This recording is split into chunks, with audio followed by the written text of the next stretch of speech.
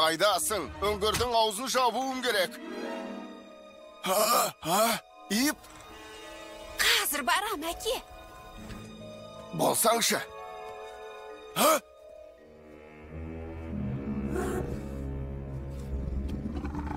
Ip!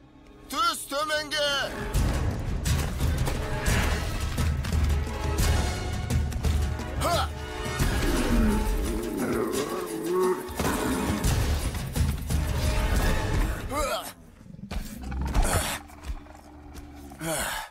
Енді болмағанда? Сақадай саймын, ештеңе болған жоқ. Ол жерге не үшін бардың, ей? Білмеймін. Не іздедің ол жерден? Ештеңе. Ендеше не көрмеледің? Білмегені қалай. Жаңа нәрсе іздегенді ғой. Қорқудың арқасында аман жүрміз, ей. Қорқпасаң болмайды. Соның не мәні бар? Не дейсің? Бұл жерде не істеп жүрміз? Не үшін өмір сүреміз? Түсінбеймін. Өмір сүру қызық деп ешкім айтқан жоқ. Ештеңе де қызық емес. Төменге түстейм. Грак. Еп. Грак, тиме. Я, жарайды, мен жай ғана бір түсінбейтінім, оған оңаша қалудың не қажеті бар? Бар болғаны сол, соны түсіне алмай қойды. Оңашада отырып ойланғысы келеді. Сонда нені ойлайды, оған қанша уақыт кетеді? Өзің де білесің ғой, ол мені мүлде тыңдамайды. Көрдің бе? Тыңдайды екен. Тірі қалғысы келсе ережеге бағыну керек.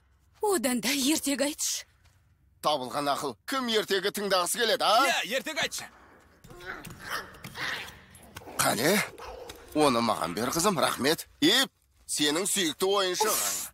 Ойыншық ойнайтын кезден баяғыда өтіп кеткем. Бүгін сендерге Криспи атты аю жайлы ертегі айтып берем. Баяғы бір заманда мына кішкентай қонжық тірі болатын. Тірі болатын себебі, ол үнемі әкесінің айтқанын тыңдап ережеге бағынып бәрінен қорқып түнекте өмір сүретін. Сондықтан бақытты болған екен. Бірақ Криспи қонжықтың бір нашар қасиеті болыпты. Ол бір нәрсені білуге деген құмарлық екен.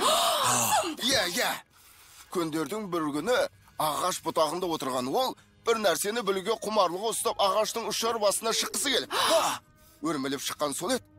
Жаңа нәрсені көріп, сеспей қатыпты. Дәл сол сәтте ме? Иә. Зәресі ұшып қорққаны сонша үрей тұнған жүзі мәңгіге сақталып қалған. Ертегілердің бәрібір сарымен аяқталады екен. Ұқтым, әке. Енді өмірімде жаңа нәрсе іздемеспін. Жарайсың, балам. Ал жарайды, тістеріңді қайрап, қаз-қатар жата қалыңдар. Ар кет.